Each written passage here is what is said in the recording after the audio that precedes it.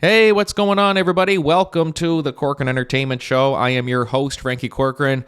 Happy Thursday, everybody. Hope everybody's having a good week, good month, good year so far. 2 months into 2025, 2026, sorry, 2026.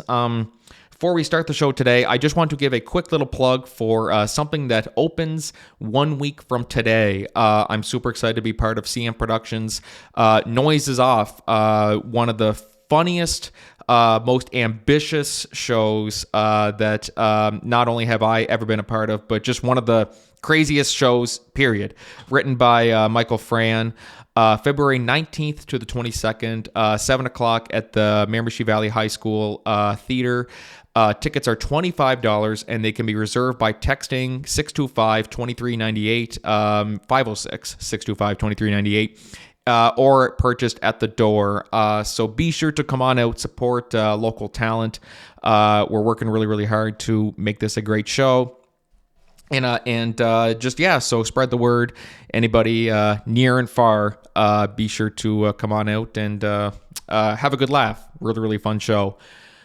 So moving on with the podcast today, super excited about this guest today. He, of course, he's been on numerous shows in the past, the Blacklist, and the Mandalorian. Currently, you can catch him on HBO's The Pitt, which is Thursday nights on HBO Max. But any Breaking Bad fans like myself will recognize him as Skinny Pete. Just an honor. It was an honor to have him on the show today. Charles Baker. We talk about a lot of different things. The success of Breaking Bad. Kind of talks a little bit about life as an actor and the realities behind it. And just a great conversation. So thank you so much, Charles, for coming on. It was truly a great honor to have you on here.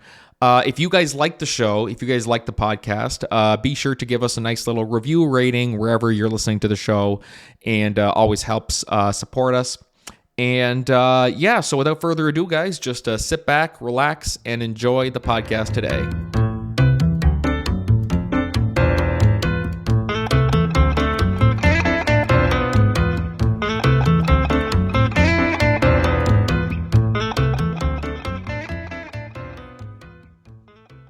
All right. Hey, what's going on, everybody? Welcome back to the Corcoran Entertainment Show. I am your host, Frankie Corcoran, and today I'm joined by a man of many roles. You guys have probably seen him on shows such as The Mandalorian, Blacklist, Chicago PD, CSI, you name it. He's done all kinds of it. Be sure to go check out his IMDb. But most of you guys probably recognize him as Skinny Pete from Breaking Bad, and he also came back to reprise the role in the Netflix film El Camino, a Breaking Bad movie. You can now catch him on the HBO Max series The Pitt, new episodes every Thursday. Very excited to have him on here today. Charles Baker. Charles, how are you today? I'm doing great. Thank you. Yes, well, thanks for coming on. And I see you cut your hair finally, too, because I saw on Instagram you grew your hair out for the role. Is that something that was required for the part? That they said, oh, well, grow your hair out, but you don't really have to type thing? Or how did that kind of go about? Yeah, actually, I had a series of roles where it actually started with The Mandalorian, where they're like, we want you to just grow everything out as long as you can, look as rough as you can. And after The Mandalorian, I did a short film where I was a surfer dude. And after that, I played a hermit in the woods, who also had. They said, just keep it shaggy, and I just kept kind of let it growing out and growing out. I finally got to a point where I was like, well, it's getting pretty long. I should probably get a haircut. And I set an appointment to get a haircut, and apparently my hairstylist that I've been using for the last 13 years was on vacation for 3 weeks, and so it started getting really kind of shaggy. And then I got the call in April, I think, to audition for The Pit. And in the audition, they were like, they were looking for people with long hair, had facial hair. Because of the role I was going for, Digby, who was an unhoused person who was very unkempt. And so I did the audition and resigned myself to just, let my hair grow out until I see what happens. And when I did eventually in May, I think, get the part, um, they asked me specifically to please do not cut your hair, do not shave, do not do any grooming whatsoever. Um, as uh, as much as I could until further notice. And so I just kept letting it grow and letting it grow, and then uh, uh, then we came on to Digby. And it wasn't. It's not my favorite look. Uh, the really long hair. It eventually started looking pretty cool. Um, but I didn't love it. So yeah, once I was able to kind of chop it off, I decided to let's let that go. Because hey, it's show business, man. You can't always just especially roles that I play. I can't always keep the same look. That's one of the things I don't have control over in my life is what my hair looks like. No, exactly. Well, it's always kind of interesting to hear that because I've heard of some actors that they're given the option of you can grow your hair out or grow your beard out or grow your mustache out for this role, but you don't have to. But that's kind of a very rare situation. Most stories I hear, it's that it is required. If you want this part, you have to do this and that. Would that ever be like a make it or break it type thing for you? Like if someone said like you have to now completely go bald for this part. We yeah, we don't have the budget for bald caps, so you have to completely shave your head. Are there any types of situations that you're like, no, that would make it or break it for me on as to whether I want to do this role?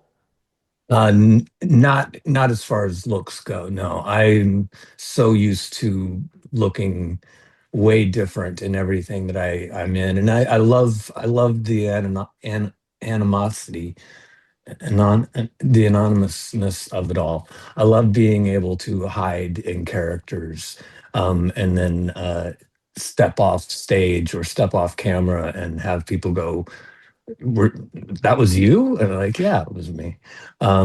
And it's amazing how much just little things like hair can change a role. I prefer if they want my hair shaved, if they want me, long, if they want it however they want it. I prefer for the realism of it. Wigs don't always do it justice, and wigs are extremely expensive. They're not very fun to have to work in. Facial hair also glued on mustaches and beards. I've had to do that a couple of times. And it's not the easiest thing to work with when you're having to deal with thinking about, oh, is my mustache stuck to my face while I'm trying to do an emotional scene. Um, so yeah,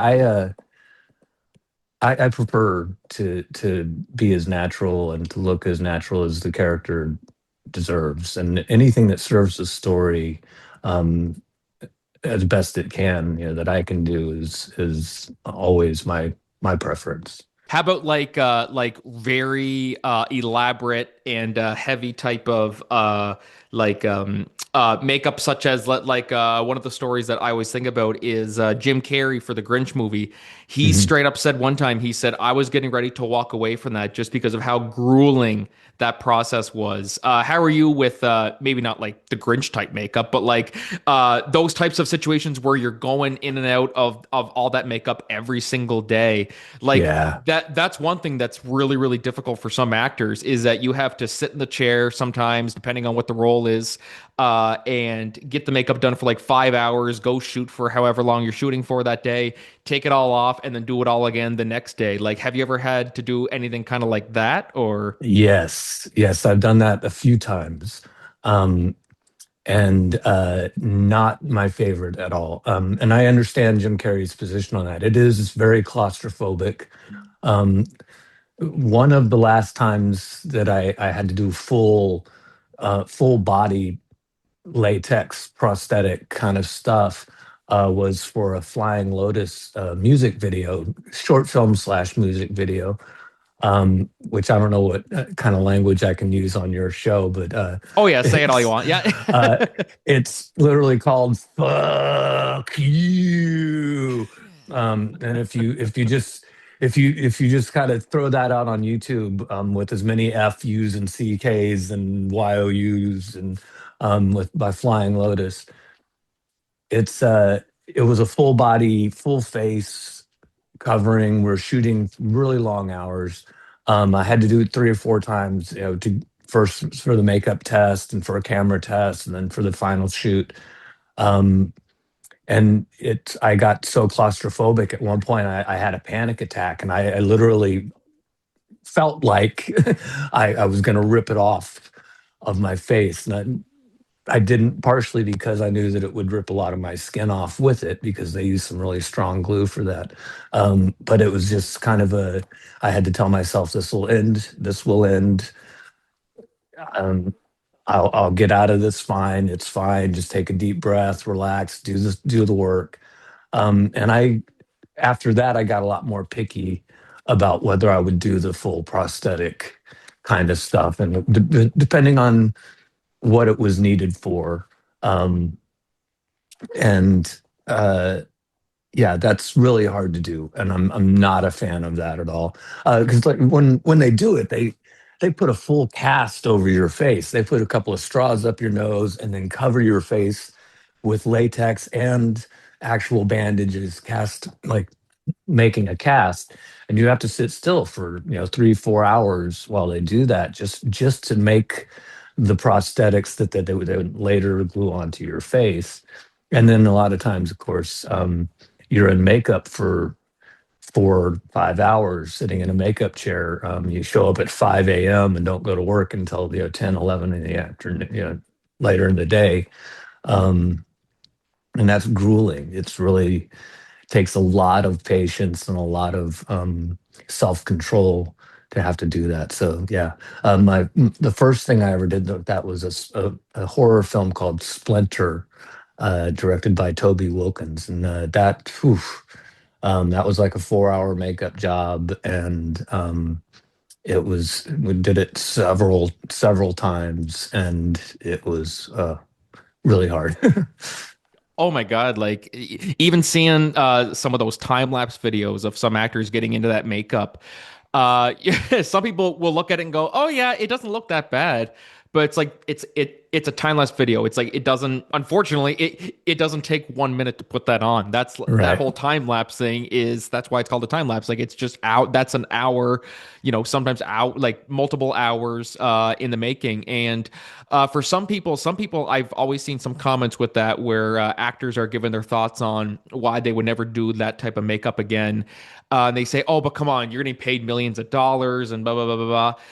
What's your take on that type of mindset that people will have where they're just like, "Oh, just think about the money, think about all the money you're making, be grateful," and stuff like that? There's lots of people who will say that, but it's like, okay, yes, maybe you are making lots of money off it, but what good is the money if it's affecting your well-being or like mental health, like type things? Yeah. Like, what's your mindset on balancing that out, where it's like they're giving me lots of money, but then I gotta sit in a chair and wear all this claustrophobic makeup and prosthetics for 6 hours a day, and then take it all off and do it again the next days for a month on end, or however long you're filming the Yeah. movie? How do you kind of see that? Well, I fortunately know the reality of it, and that's that most actors don't get paid millions of dollars to do anything. Um, I- the top 0.1% of actors, there's millions of actors in this business. Yeah. Um, so I'd love for audiences to understand that um, the top 10% of highest paid actors, and the top 10% are the actors who qualify for health insurance. In this industry, to qualify for health insurance, you have to make 36,000, somewhere around that, in a year. $36,000. That's not millions of dollars. That's the minimum you can make to earn health insurance, and only 10%, 11% of the actors in the entire industry qualify for health insurance. I'm considered to be in the top 5% of earners in this business, and I'm not bragging. I just, like I said, I'm trying to make a point. And I am lower middle class at best.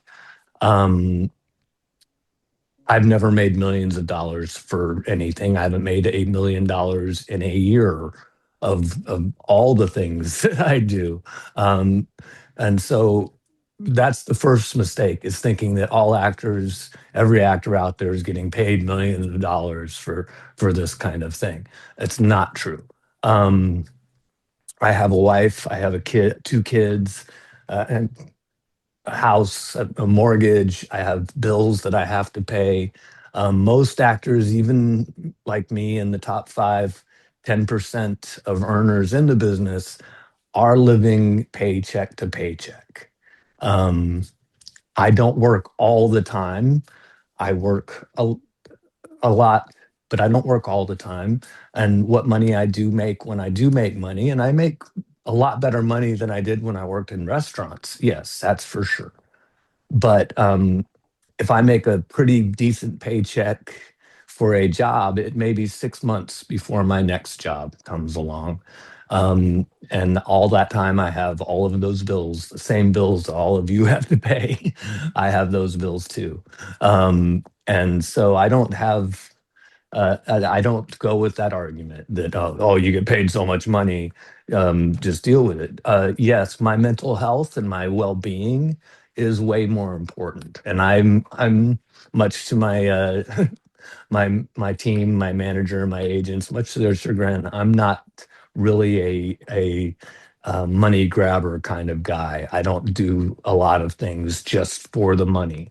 And my family sometimes suffers for that.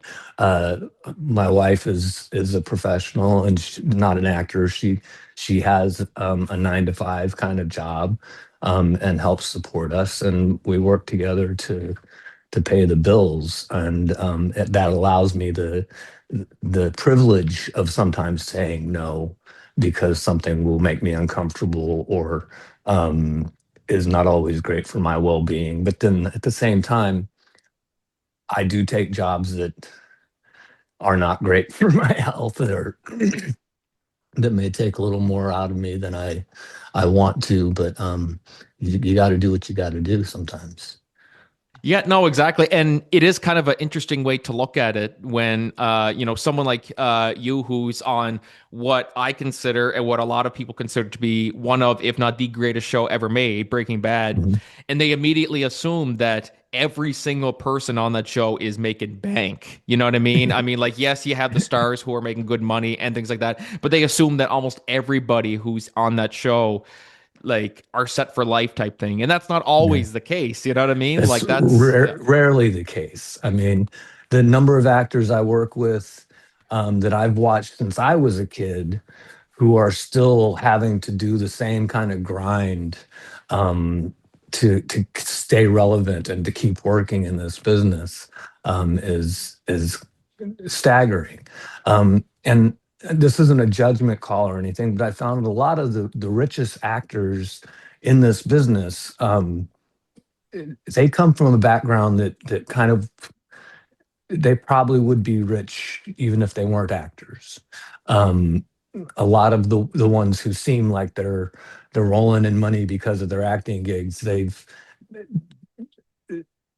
come from a different land than I did. I came from working since I was 14 at, in restaurants, bussing dishes, washing dishes, serving dishes, making dishes, um, doing everything in the restaurant industry, just to stay alive. Um, and haven't had the privilege of even having parents that took care of me, and really worked my way up into where I am now. But at the same time, if I didn't have the support of my wife, who, like I say, we share responsibilities. We take turns supporting the entire family sometimes, depending on whose job is doing what. If I didn't have that privilege, I wouldn't be where I am right now, because it is such a hard industry, not just to break into, but once you're in, to be able to stay in it, because jobs are fewer and farther apart. And like I said, with the insurance thing, at any given time, only 11% of the actors in the Screen Actors Guild are actually working.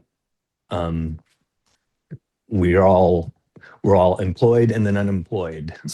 It comes back and forth. As far as, yeah, Breaking Bad, I've gotten a lot of flack and a lot of people, talking about how I should be set for life because of that show. Um, I was probably, of all the characters that you could name in that show just offhand, I was probably the lowest paid.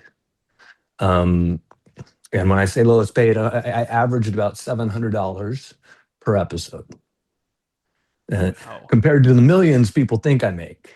Yeah. Um, so it's a very large discrepancy between what people think it is and what it is.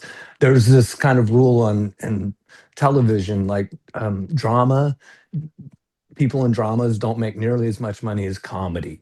The Friends cast was, renowned for all making millions of dollars per episode, during a comedy show. Shows that are dramas, they don't bring the advertising same kind of advertising dollars, don't get the same kind of audiences, and so, actors aren't paid nearly as much, and that's just one of the facts of the business. Uh, so yeah, it's Yeah. it's a, it's a crazy dynamic having to deal with, and having people come and they're like, "You got lots of money," and I'm like, "Oh, no, I don't. And what money I have, I need it to last for, maybe a year." Prior to the Pit, I had been pretty much unemployed for almost 2 years. Um, and that's you're scraping the bottom of the barrel at that point. And no matter how much savings you have, it goes fast. So Yeah, no, exactly, and especially in today's day and age where everything is, not only expensive, but it's just even before things went up, that's how people were going. It was just some were just going paycheck to paycheck. I know nowadays for people like myself, it's like I'm seeing it now where I'm a 26 now. Before COVID, I was like 19, 20.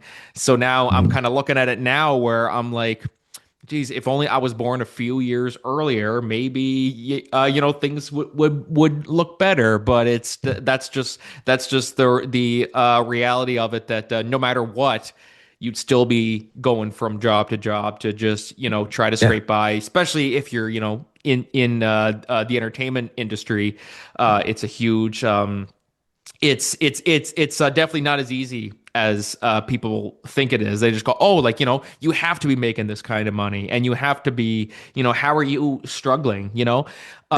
You see some people like you look online about like how much the cast of The Big Bang Theory was making per episode, and they're just immediately assuming that everybody was getting paid that money. You see Jim Parsons is making X amount, I can't remember exactly how much it said, Yeah. millions and millions. Oh, every crew member must have been paid. No, like you see how um it's unfortunate how it is sometimes, but also it's just you've kind of just adjust to the reality of the industry. Like, is that something that you kind of when you went into it at first, were you kind of expecting it to be like I'm going to make lots of money doing this right off the bat, or is it something that you just kind of had to learn as you did it? That well, no, that's not the reality of it. I kind of Yeah. you kind of had to learn that by doing it.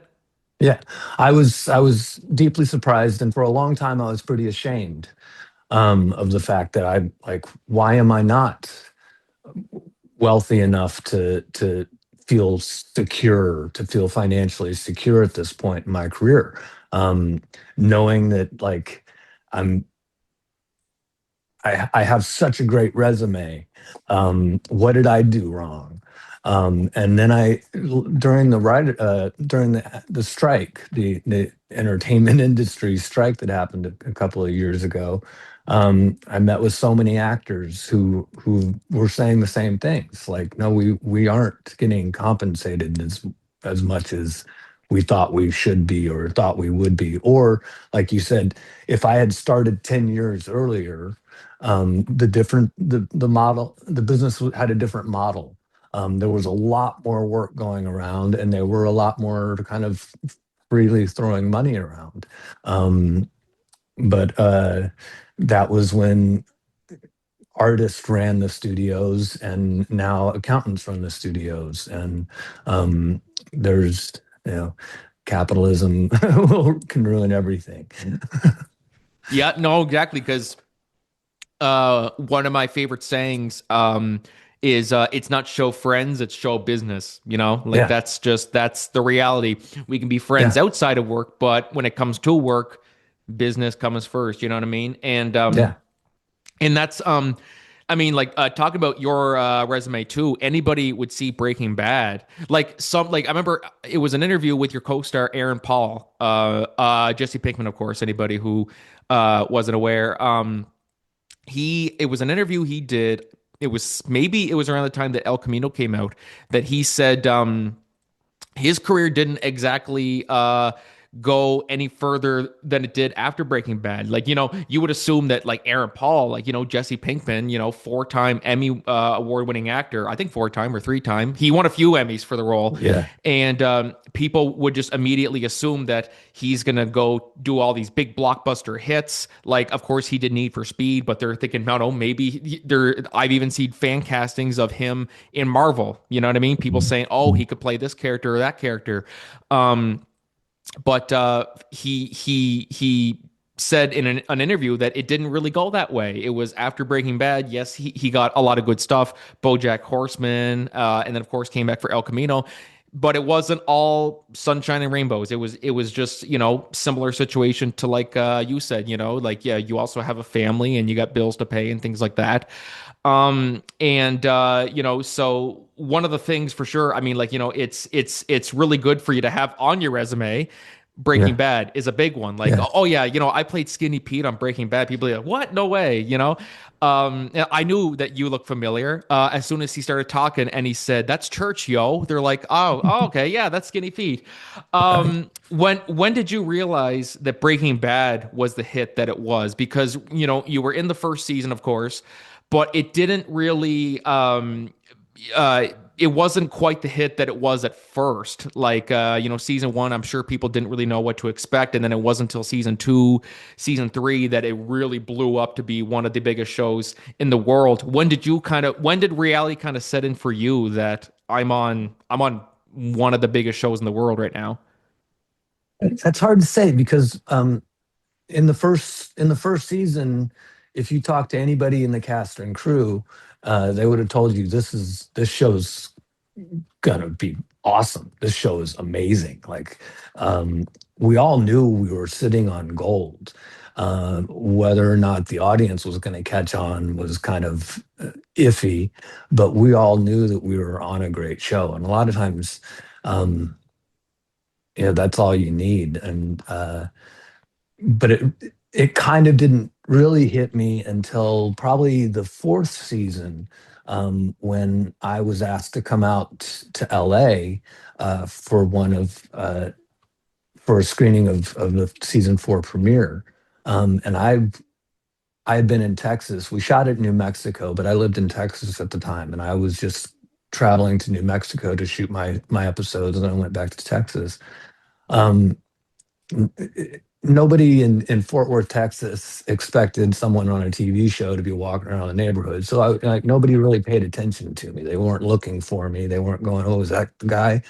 When I came to LA, literally my first couple of hours in LA, I walked out onto Hollywood Boulevard, and people started snapping pictures. And I was like, "What's going on?" And Matt Jones, who plays Badger, and Aaron Paul, uh, were both telling me, "Yeah, this is what it's been like for a while now. Like, we can't go anywhere without being surrounded by people." And like, I didn't have that experience in Fort Worth, Texas. Luckily, I'm not a big fan of that kind of experience. Um, but yeah, so around the fourth season is really what where it really hit me. Um, and but yeah, I knew. I think we all knew that if the audience starts watching this, we're gonna have some we're gonna have a great time. The Corkin Entertainment Show is brought to you by Podmatch, the ultimate platform designed to connect podcast hosts with prospective guests effortlessly. Are you a podcaster looking to elevate your show to new heights? Or perhaps you're a guest hoping to share your story with a broader audience? Whatever your podcasting goals are, we have the perfect solution for you. Podmatch simplifies the entire process of discovering guests for your show or finding podcasts to feature your expertise. Now imagine a platform where you can easily match with like-minded creators tailored specifically to your niche. With Podmatch, you can effortlessly network with influencers and thought leaders, all while staying true to your podcast vision. There are a multitude of ways that Podmatch can help you grow your brand. You can be part of a thriving community of podcasters and potential guests. Engage, collaborate, and grow together. If you're ready to experience these fantastic benefits for yourself, we invite you to join Podmatch today. Head over to www.joinpodmatch.com/Corkin Entertainment and sign up right now for only $6 a month. That's right, you heard me right, $6 a month. Join the Podmatch family today and watch your podcast soar to new altitudes. Thank you for tuning into the Corkin Entertainment Show, and happy podcasting. This episode of the Corkin Entertainment Show is brought to you by Holy Hydrogen. Okay, guys, let's be real. We all try our best to stay hydrated, right? But not all water is created equal. That's where Holy Hydrogen comes in. They've got this awesome device called the Lourdes Hydrofix Premium Edition, and it takes clean water to the next level by infusing it with molecular energy. That means you're not just drinking water, you're giving your body extra support with every sip, better energy, less inflammation, and a real boost to your immune system.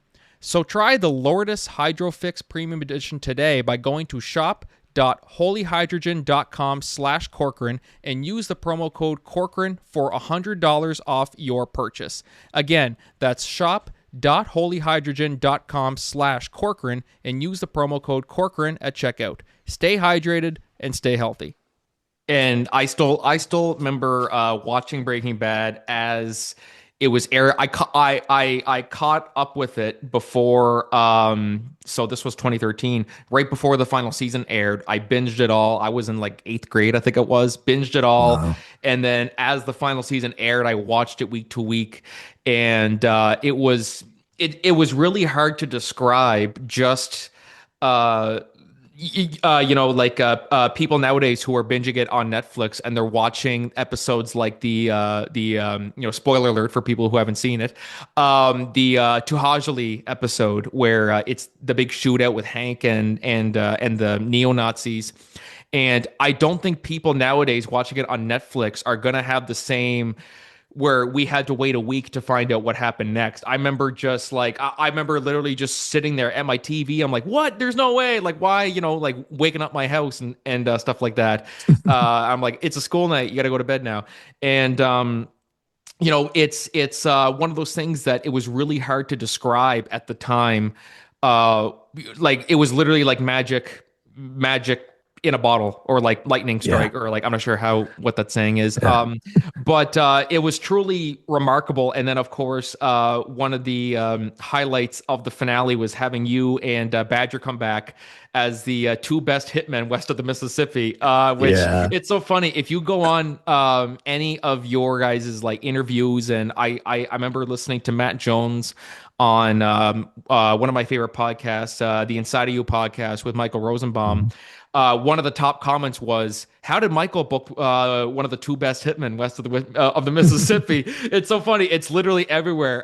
Do you still have people even to this day who will scream at you like, "Yo, Skinny Pete!" Like, "Yo," are people still saying that stuff to you?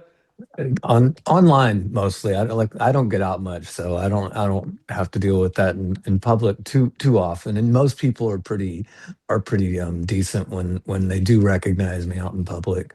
Um, Enough to not jump out and scream things in my face. Matt Jones did have stories where um, people would jump out in front of him and go, "Dance, bitch," and just start dancing. I luckily do not have that. I do that online.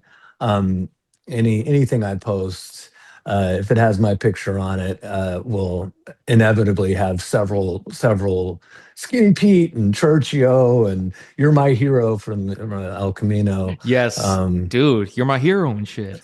yeah, uh, and I love it. I mean, it means it's stuck and it meant something to people, and I'm yeah, I love it. Oh, so and I still remember 6 years ago when they announced that El Camino was happening. Like there were rumors that year that there was a Breaking Bad movie, but nobody was saying much about it. It was filmed in secret, as you Right? know, and so there was lots of speculation and things like that. And then what blew up was the video, the teaser trailer of you. It's probably got like 30 million views at this point of you Yeah, being interrogated about Jesse. And I still remember the second that hit, and I was just like, no friggin' way. It's legit. They're doing a Breaking Bad movie.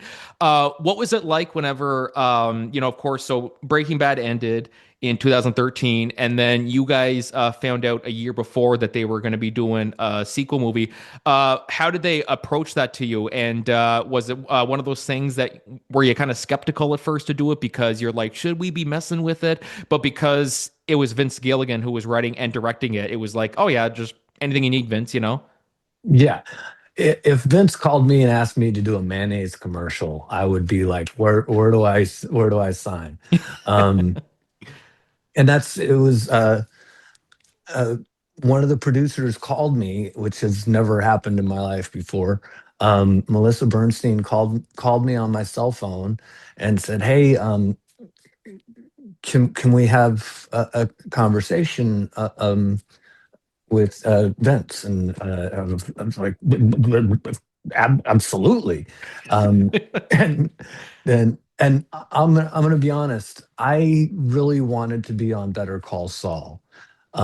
And it's a short little story. I saw Garrett Dillahunt Oh yes. in what was the Deadwood, was oh, it? Deadwood. Yeah. Yes, thank you. I saw Garrett Dillahunt in Deadwood come in as one character in the beginning of the season, get killed off, and then later come in as a completely different character. Um, and at that point, that became kind of my mission as an actor was I really want to play two completely different characters in one series. And when Better Call Saul came out, I thought, okay, it's not it's kind of the same series. It's the same universe. Wouldn't it be cool if I could come into Better Call Saul, since it was a prequel to Breaking Bad? If I, being older and looking a lot older than my character was, what if I came back as Skinny Pete's dad? That's so good. And we just have like another actor who kind of looks like Skinny Pete in sitting in the car in the background with out of focus so you can't tell that it's not me, and then you have me play, because in my first episode I go, hey, yo, my pops is a contractor. After the roof collapses, the bathtub collapses. One of my lines about that, we were looking up that, and I'm like, yo, my pops is a contractor. And so what if I came back as like a contractor, but I was kind of crooked? And so I tried to pitch that in my own way to the writers, and they went, "Oh, that's cute." Um, so when I got the call from Melissa Bernstein and Vince Gilligan, uh, they were like, "You can probably guess what we're calling about." And I went, "Better Call Saul," and they went, "No. No, we're doing a Breaking Bad movie." I was like, "Oh, okay, yeah, I'm totally in." They're like, "Don't you want to read the script first?" Like, "Oh yeah, I should probably, yeah, let me play it cool. Yeah, I'd love to read the script first." Um, and so I had to go out to Vince Gilligan's office, uh, and because they weren't allowing the script to be emailed to anybody, it was all just a hard copy. You can come into Vince Gilligan's office and you can read the script. Take your time, let us know what you think. I went in there and I read the script and just immediately walked out and went, yes, please. Um, and yeah, and they said, don't tell anybody. And so, yeah, nobody got to hear anything about it for a long time. Yeah, because that was like months. Like I still remember when it was reported.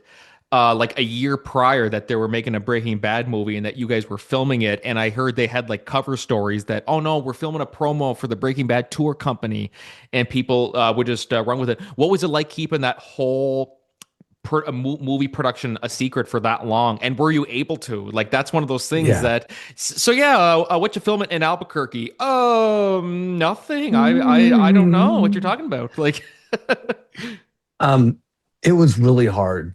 I mean, it wasn't just, I mean, I more than anything, I did not want to let Vince Gilligan down. And when Vince Gilligan asks you to keep something a secret, um, you keep it a secret. And I did not want to ruin it for anybody, and I didn't want to put anybody that I cared about and knew into a position where they would have to lie. And so I just found myself trying to find as many creative ways to deny it without denying it. Is part of our contract was we could not confirm or deny that we were making this project. So a lot of times someone would ask me like, "So is it true you guys are making one?" I'm like, "Wouldn't that be cool? Um, could you imagine? That'd be great, wouldn't it?" And without ever actually answering, the question. Um, but it was, I felt like I was deceiving my friends. There were a couple of people that I knew I could trust with it, and I was like, "You cannot tell anybody." Because I knew I could trust them with it. They were in the industry and they weren't gonna uh, give it away. And then there were some people who was like I could probably trust with it, but I don't know that I should because I don't want to put you in a position where you're gonna have to try and lie to someone. Um, and so I felt kind of bad, and I kind of disassociated from people for a while. I stopped. Uh, I kind of stopped talking to as many people and did everything I could to just avoid having to be put in that situation where I might give it away. Um, and like we shot a week before Thanksgiving and then a week after Thanksgiving, and I had about 50 people over at my house for Thanksgiving in between, and they're all like, "So what are you up to?" And I'm like, I'm nothing unemployed much. right now. I'm currently not working." Um, uh, and so yeah, it was really hard, but I mean, it was worth it. And it's kind of turned into the norm, and it's created a new kind of anxiety for me. It's even with the pit. It's like I don't want to spoil the things for anybody. I don't want to give away information that I'm not supposed to give away, and I don't always know what that information is or isn't. So I just kind of learned how to just shut up. Yeah, that's why I'm so glad I'm I I stick to doing community theater. I don't go on TV shows where I'm like, all right, guys, come check out my last episode of this show next week, and they're like, wait, your last episode? Oh shit, sorry. Damn it. Like Oh, that would be me if I was in that position. I would just yeah, completely. So mad yeah. respect to you for doing what you do and keeping it secret and everything. And so feel free to tell us a little bit about as we're kind of wrapping up here. Your latest project is The Pit, of course. So Right. that's on HBO Max Thursday nights. What can you tell us about your character? Let's see. I played John Digby, but he goes by Digby. He's what I call an urban outdoorsman, as other people would call him, unhoused or homeless. He comes into the hospital um, just covered in shit, just dirt from head to toe, smelling like shit and looking like shit. And he's bipolar, schizophrenic, um, homeless individual who gets to stay at the hospital because he has a cast on his arm, and the cast has some little surprises in it when they cut it open. We don't know how long Digby's had the cast on his arm. He doesn't know how long he's had the cast on his arm, but it was definitely time for it to come off. and he had used a coat hanger to try and scratch underneath the cast and cause some wounds that potentially could have become infected and caused serious problems. So anyway, they bring him in, take off his cast, and start treating him, and we'll see a little bit more of him throughout the rest of the season. Um, yeah, I think Perfect. that's all I can say. I may have given some clues away, but Little hints and stuff like that scattered throughout, but making still, up. as I said, mad respect for you to being able to keep that under wraps because someone like me would crumble and spoil everything immediately. Uh, Yeah, but yeah, Charles, this has truly been an honor. As I said before we started thank you. recording, and as I mentioned throughout the interview, being such a big Breaking Bad fan, even my friends in high school, they would always describe me as like the Breaking Bad encyclopedia because they would say, "So what episode does spoiler alert, does Gus Fring die? Oh, it's season 4, episode 13." And they're like, "Do you have a life?" You know what I mean? Like, no, this is my first time seeing outside in months. Right. But truly, one probably the best show. And this has been a great opportunity. Where could people find you on social media and all that stuff? Of course, also find you or see you on HBO Max's The Pitt. But where can people find you online? Well, I'm at that age where I can't keep up with too many social media platforms. I I stick with Instagram. I love to follow artists and visual artists, authentic visual artists, and I'm a mm, amateur-ish photographer myself, which is what I was hoping to use that platform for. But I'm on Instagram at the Charles Baker. Um, there's a couple of that are like Charles Baker official. Don't follow that one. But the Charles Baker on Instagram is the one you can find me the most. Perfect. Awesome. So be sure to go follow him, guys. Charles, thanks so much for taking the time to come on out of your busy schedule. Congrats on all of the success from not just Breaking Bad, but everything else going on, The Pit, Mandalorian, all your projects, and very excited to see what you do next, man. Right on. Thank you so much, man. It was great talking to you. My pleasure. My pleasure. Guys, thank you guys for listening to the Corkin Entertainment Show today. We'll see you guys in the next episode. But until then, this is Frankie and Charles signing off. Cheers, yo. Cheers, yo.